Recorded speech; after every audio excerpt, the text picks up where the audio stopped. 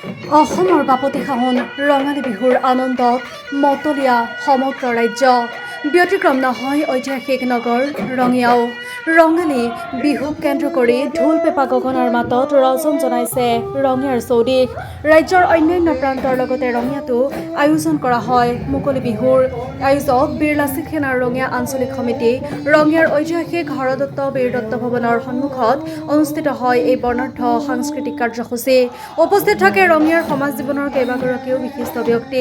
অনুষ্ঠানৰ লগত সংগতি ৰাখি ৰঙিয়াৰ কেইবাগৰাকীও ব্যক্তিক লাচিত সেনাৰ তৰফৰ পৰা অসমৰ স্বাভিমান ফুলাম গামোচাৰে সম্বৰ্ধনা জনোৱা হয়।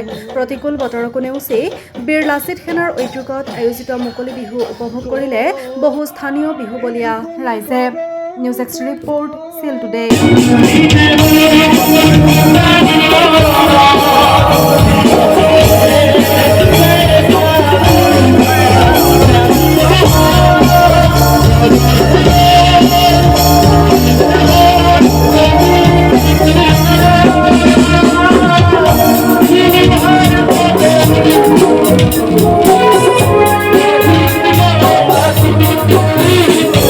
বীৰ লাচিত সেনা ৰঙিয়া সমিতিৰ পৰা ৰঙালী বিহুত শুভকামনা জনালোঁ।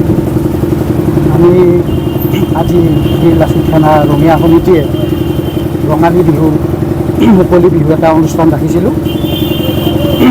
অনুষ্ঠানটি সিমান সাৱলী হ'ব নোৱাৰিলোঁ বতৰৰ কাৰণে। যিয়ে নহওক প্ৰথমবাৰৰ কাৰণে এইবাৰ আৰম্ভ কৰিছোঁ। চেষ্টা কৰিম আগলৈ যাতে অকণমান এই অনুষ্ঠানবোৰ আগবঢ়াই নিব পাৰোঁ। বিশেষ নকওঁ, আজি ৰঙালীৰ মুহূৰ্তত বতৰো বৰ বেয়া ডাৱৰীয়া হৈ আছে। অসমবাসীৰ ওচৰত বীৰ লাচিত সেনাৰ এটা অনুৰোধ, আমি আহিছোঁ অসমবাসীৰ ৰাইজৰ কাৰণে, ওলাই আহিছোঁ। প্ৰত্যেকটো অসমবাসীৰ ৰাইজৰ লগত খোজে খোজে আমি খোজ মিলাই যাম। কেৱল আমাক আপোনালোকে সমালোচনা নকৰিব। আমি কিবা এটা কৰিব আহিছোঁ, আমাৰ লগত আপোনালোকে সহযোগ কৰক। কিবা কাৰণত যদি পুলিচৰ কোব খাব লাগে, প্ৰথম ফাৰ্ষ্ট কোবটো বীৰ লাচিত সেনাৰ সৈনিকে খাব। কিবা কাৰণত যদি জেলত যাব লাগে, বীৰ লাচিত সেনাৰ সৈনিক আগত যাব। কেৱল আমাক মিছা অপবাদ নিদিব। মই আপোনালোকৰ সংবাদ মাধ্যমৰ জৰিয়তে এটা কথা অসমবাসীক জনাব খোজোঁ, মোৰ বীৰ লাচিত সেনাত অন্তৰ্ভুক্ত প্ৰায় আজি 2 বছৰ হ'ল।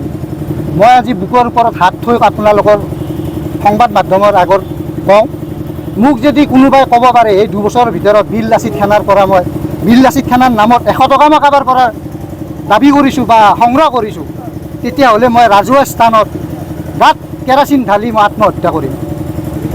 কেৱল আমাক অলপ সহযোগ কৰক, আমি আগত আছোঁ, আপোনালোকে অলপ আমাক উৎসাহ দিয়ক।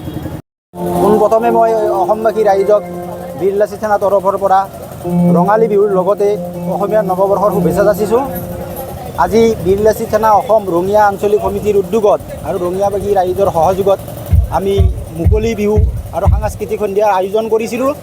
সেয়েহে মই ৰঙিয়াবাসী ৰাইজৰ যিখিনি সহায় সহযোগ পাইছোঁ, সেইটো আমি সদায় শলাগ ল'ব লাগিব। আকৌ আহি থকা দিনত আমাক ৰঙিয়াবাসী ৰাইজে এনেকুৱাকৈ মৰম দি এনেকুৱা অনুষ্ঠানবিলাক চলাই নিয়াত সহায় কৰিব বুলি আমাৰ বিশ্বাস আছে।